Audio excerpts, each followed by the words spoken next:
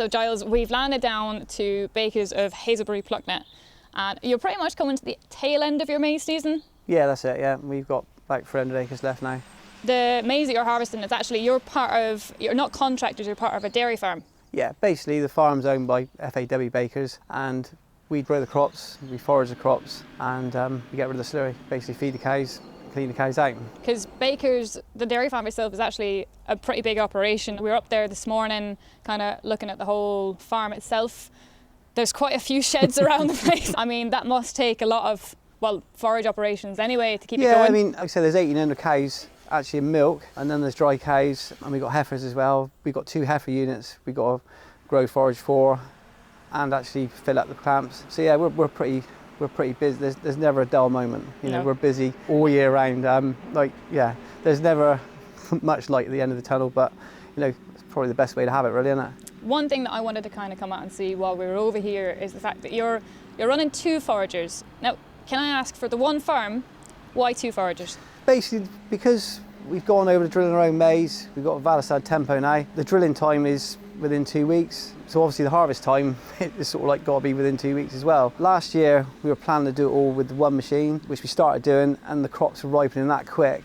We then got the katana from Red Lynch, which they lent us, which was our demonstrator, and decided that perhaps we needed a second machine, really, just mainly for first cut and mainly for maize. So that's what we did. So we bought the katana this time last year, and it seems to work out quite well. Really run the 2 on the maize, because a lot of our ground is away. It's long hauls. We never run them at full capacity, but we sort of like say it's 1.5 machines. So, you know, on a long haul, you always get 6 or 7 traders come back at the same time. We can then turn them around and get them back on the road again, you know, within 10, 15 minutes. Although they're not running it flat chat unless we're close to the farm, it still gets over the ground quicker than what we would have won. And not only that, it takes the pressure off. I mean, if you know this machine was to break down, then this one still keeps moving. Likewise, if this one was to break down, that one does. We'd hope that both of them don't break down at the same time. It just takes the stress off, because it's nothing worse when you're trying to get on and something breaks, whereas now we haven't got that stress. What made you go towards the katana? In the time Red Lynch had it as a demonstrator, we've had it quite a few times. It wasn't the machine I wanted to go for as a main machine, for a lot of reasons, really. Basically, with a class, you know that it's always going to be worth something at the end of the day, and you know, there's no doubt about it. As much as the katana, it does everything we want it to do, the 980 has got the edge on it. But yeah, the katana was the right price, but more so than anything is obviously all our tractors come from Red Lynch. You know, Red Lynch do look after us very well, and you know, when I bought this forager, it wasn't really a sales rep that sold it to me, it was a mechanic. I mean, we had it, they lent it to us, and it hadn't done much for a few months, and the alternator went down. And Stuart from Red Lynch, who looks after most of our tractors, I rung him at home on a Sunday. He wasn't working, but he got in his van and came out and got it going. So for me, that was what sold it to me, the backup. And backup is key. You know, in everything we're doing, we only get little windows, it's not seasons anymore. We've got to be able to keep going, and I need to be able to ring somebody, and I need somebody to tell me it's basically going to be all right, isn't it? Yeah. They're both running Kemper headers now. I understand that the Fendt came with a Kemper header, because obviously that's pretty much what's made for the katana. Why did you go for the likes of a Kemper header over a Class Orbis on the 980? We've had this header here 3 years. At the time, a lot of people said bad things about Orbis headers. We've always run Kempers on previous foragers, so we sort of like, you know, basically we knew that they're pretty bomb-proof. So, you know, we went to look at this header. It seemed like a lot of money. I spoke to the class dealer and got a price on the new Orbis, which wasn't much different to the second-hand Kemper. But he also offered me an 18-month-old Orbis, which, you know, the depreciation on it was unbelievable. But saying that, how Orbises are now, if I was to change the Kemper tomorrow, I probably might look at the Orbis a bit more, really. I mean, the Orbis has moved a long way since when we were looking to get that Kemper. Because the Fendt, she's obviously running a 10-row, and the Class is running a 12-row. Yeah. I mean, how do you find kind of output even? How do you find the Fendt copes? The Fendt, last year on the maize, you could sort of like work her to death at 5k. On the first cut, she didn't like the lumps too much, so we had her remapped. It's only an extra 100 horsepower and a bit more torque, but it's a totally transforming machine. It just, you can hold her gently now and not have to push it to the max. This one I do 6k with a 12 row, and this one I do 5.5, 6k with a 10 row. But obviously, last filling trailers quicker because of the extra 2 rows. Yeah, and she's going to have the edge anyway. Yeah. With the extra power in and her. there's no disputing the fact that that thing, it does go. Mm-hmm. You know, it's an animal. Personal opinion. Which harvester do you prefer? Now I know you were saying to me earlier they both have their pros and cons, but if you were to choose a machine to drive for the day, which one would you go for? Personally, I quite like driving the Katana. Right. You know, I think that, you know, being used to the Fendt, the controller and the screen, it's all sort of like self-explanatory. I think the cab on the Katana, the vision is good. You know, how it looks a bit weird from the outside, but from a driver's point of view, sat in there, it's got a better vision than the Class. I know a lot of people disagree with me on that, but I wouldn't be able to say I prefer driving this one over this one because, yeah, you know, this has got power. It's a lot quieter on the cab than the Katana, and you can sit in there and you can't hear anything. But you know, if I drive this and don't drive that, then I don't mind driving this one. Yeah.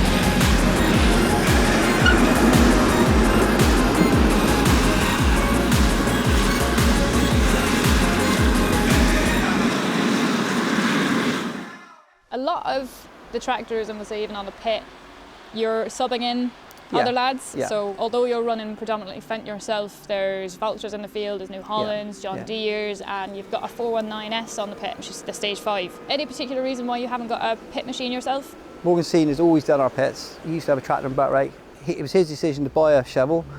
You know, when he said he was getting it, I was sort of like, I don't think it's going to be any advantage to us whatsoever, but if that's what you want to do, then that's fine. But having said that, since he's had the shovel, we get less wastage, and the pits they are done better with a shovel. You know, and you know, even this year I've driven the shovel for a couple of days myself. First time I've ever used a shovel on the pit, and I wouldn't opt to use a tractor and butt rake after driving the shovel. It makes the job so much easier and less stressful. I mean, if you get 3 or 4 trailers come in one go, you can just hoosh them away. Whereas with a tractor, even if you've got a 942, and we've had a 942 on the pit alongside the shovel, and even though the shovel moves slower, it's still more productive. And out of my team of people, I haven't got anybody that can do that job. So, you know, we can't do everything.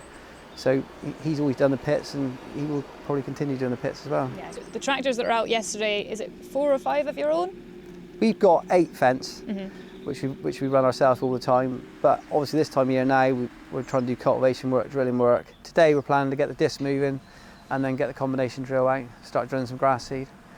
We've drilled all our wheat now, so we're ahead of the game on that. But obviously with the weather it's been over the last few weeks, we've been nibbling away at the maize, but it's meant the drill hasn't been able to keep going behind the foragers, so we're sort of like a little bit behind with that now. But you know, give us a couple of days, we'll probably catch up. Yeah, exactly. What drill is it you're running? We're running a Kuhn 6-metre combination unit, which is a cracking bit of kit. You know, for years I've always wanted a big combination drill. We've had that one now. This will be his first season. I'm very happy with that. Because you run quite a few of the higher horsepower 900 series. Yep. We got a 942, a 936, a 930, a 939. They're the main tractors which do the main of the hard work. But you know, we've got a Gen 6 74 and a 720. And you've got a tidy 820 hiding away in the shed too. Yeah. she's your lady, isn't she? She's a gem. Yeah, no, we've got a few which are just hobbies more than anything really. You know, which they do come out and do jobs. You know, the 820, I mean, up until this year, she was flat out. You've got a black 930 floating about the place too. You were saying she was a bit of a rescue project? She was an accident, really. I mean, we went to Redlinch one day to pick something up, and it was just, it had come back in part exchange from Scotland, and it didn't look good. But you bought it anyway. But I sort of like saw some goodness in it. All the lads said I was crazy, but we bought it, and we brought it back, and we had it in the workshop. We had the bonnet resprayed again, and there's a lot of mechanical issues. But no, it's since we've had it, we probably got it in February, and it was only really bought as a hobby to do up and then use as an extra tractor. But it's out every day now. It's done 1,300 hours since we bought it. And there's a sweet tune off her as well. Yeah.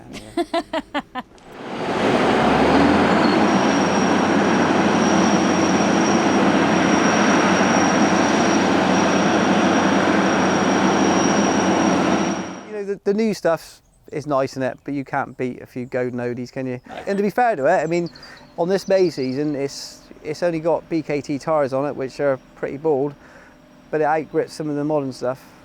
You know, it's just power, isn't it? You run high-spec compactors on triaxles. Yeah. Any particular reason why you went for the compactor side of things? The first compactor we had, the sales rep from GCS, I think it was 3 or 4 years ago, rang up and said, we want to try it. And we're like, probably nothing, we're never going to buy one, but we'll try it. We tried it, we loved it, we bought it. We've got 3 now, so we bought that one, we bought one last year, and we've just got one for this season. They're amazing. They're stable. I mean, I wouldn't have a problem in taking one of those triaxle compactor trailers on the side of a mountain. They just don't move. Obviously, if they're on the right tractor. If you put them on a small tractor, there's not really a lot of benefit to it. But on a 900 Fendt, they're productive. You know, they are brilliant trailers. Within the dairy farm, you've actually got an AD plant. Yep. Obviously, the AD plant is separate to the dairy farm, but you feed it off the slurry. Yeah, the AD plant is a joint venture, and it's only fed on slurry and FYM manure, and then basically we get the good solid digestite, liquid digestite out of it. We don't grow crops for the digester. It's purely fed on the slurry. Another thing that happens at the dairy is obviously we try and bed, you know, a majority of the cows up on recycled sand. Basically the digester can't have sand, so we've got a sand separation unit there. So all the manure is sucked up from the cow sheds, put into a pit, and then it goes through various separations to then get as much sand out as it can before the slurry then goes to the digester, which then all the sand that we then retrieve out of it, we then keep moving around with a digger or shovel to clean it, and then that goes back into the cubicles again.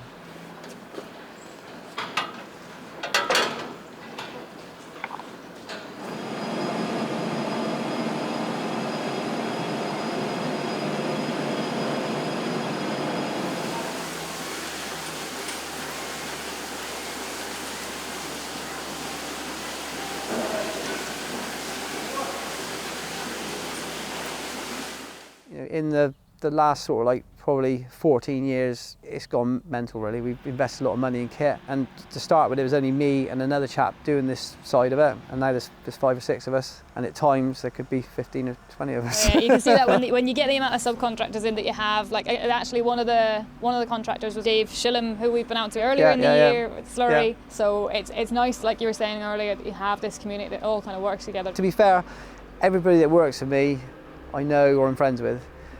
Which works, you know. Like I said before, to work in a community, help each other out, it just sort of like works really. And we're all friends, and it's a bit of a giggle on the way. It's all about making the best of it, isn't it? You know, it's a lifestyle as well as a job, isn't it? You know, so we've got to have a bit of a laugh when we're going about it, isn't it? Yeah. Which I think we do. Well, that's absolutely brilliant, Giles. I know you're absolutely flat out trying to get into the last of the maze over the next kind of few days, so thanks a million for having us out, and we look forward to seeing a bit more. Oh, thank you.